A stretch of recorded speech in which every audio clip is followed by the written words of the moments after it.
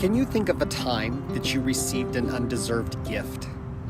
The Bible speaks of our talents and cultivated skills and abilities as gifts of God. Can you think of a time you didn't think you had anything to offer the church?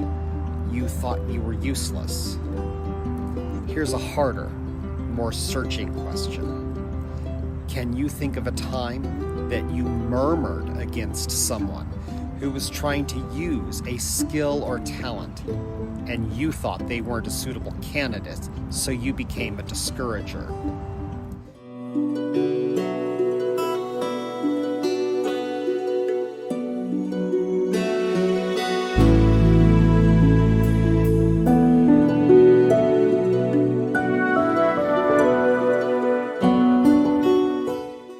In the context of a church family, I'm not saying everyone that has a desire to give special music should do it.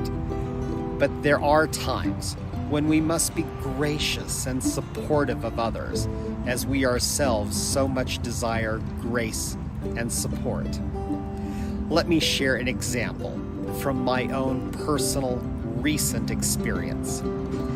I took early retirement, but I didn't stop working. Having left a white-collar professional career of 33 years, I went to work in a very blue-collar industry. After my first year, I began to feel the role was just monotonous. Coincidentally, I was no longer serving the church in the roles that I had become accustomed to doing. It was as though I had been relegated to just being a bench warmer.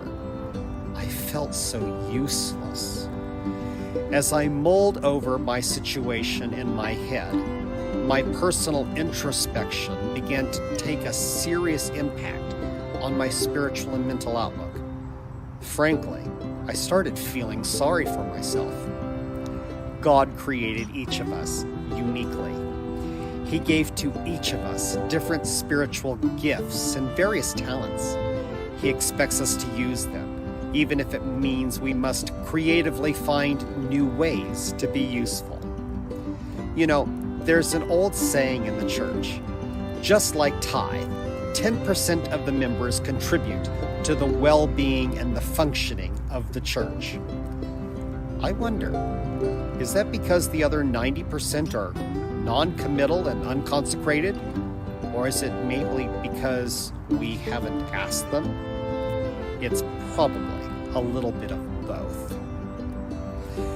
When a community has a variety of spiritual gifts to work with, much more can be accomplished for God's glory and His name. That's why each talent is important, no matter how anybody else might regard it. In my own personal experience, I had to find a way to recreate myself. I had to find a way to be useful, even if that meant thinking about utilizing my gifts and talents outside of my traditional box. Now, since I'm an educator by profession, I started reaching out to those in my blue-collar role that I have daily contact with. I smile, I listen, I remember their names like students in my classroom. I encourage them. I share my faith testimonies when appropriate, and I found that they began to open up to me. Traditionally, this vlogging experience is another form of rebranding myself, so I can use the talent God has given me.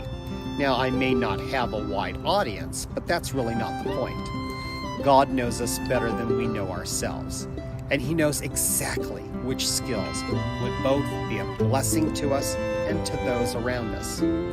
In 1 Corinthians 12, verses 4 to 11, the Apostle Paul gives us a list of just some of the spiritual gifts the Holy Spirit grants to His people. Let's read these together. Now there are diversities of gifts, but the same Spirit. And there are differences of administration, but the same Lord.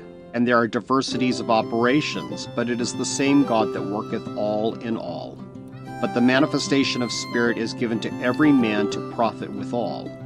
For one is given by the Spirit the word of wisdom, to another the word of knowledge by the same Spirit, to another faith by the same Spirit, to another the gifts of healing by the same Spirit, to another the working of miracles, to another prophecy, to another discerning of spirits, to another diverse kinds of tongues, to another the interpretation of tongues. But all these worketh that one and the selfsame Spirit, dividing to every man severally, as he will.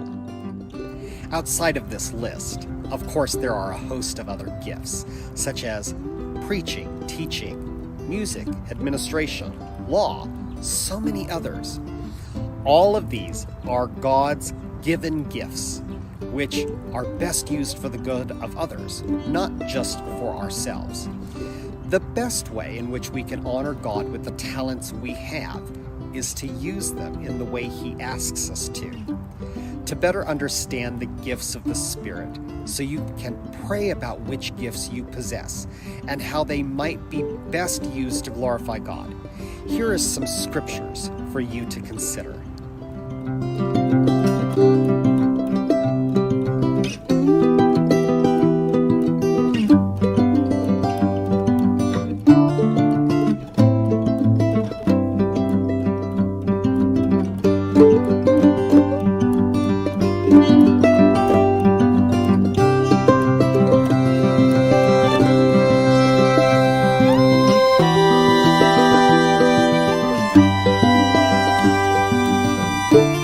I believe in every age, God bestows to each member of His church spiritual gifts for the common good of the church and mankind.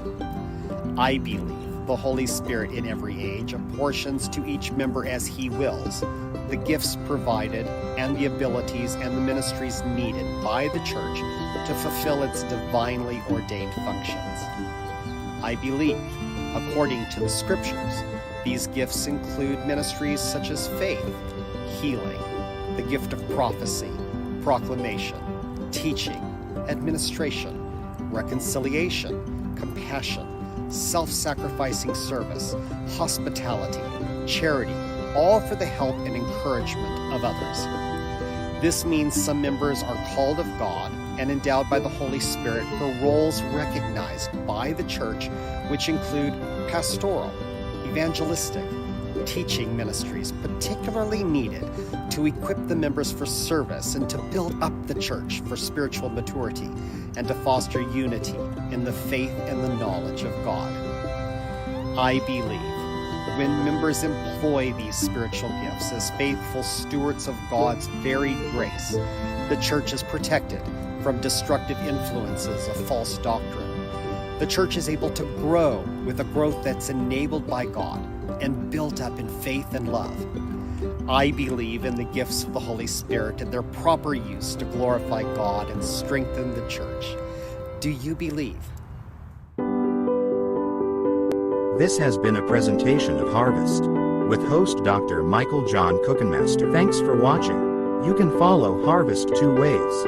On YouTube, be sure to subscribe and hit the bell icon to be notified of our daily features. Or follow us on Facebook. Be sure to like, comment, and share. See you next time.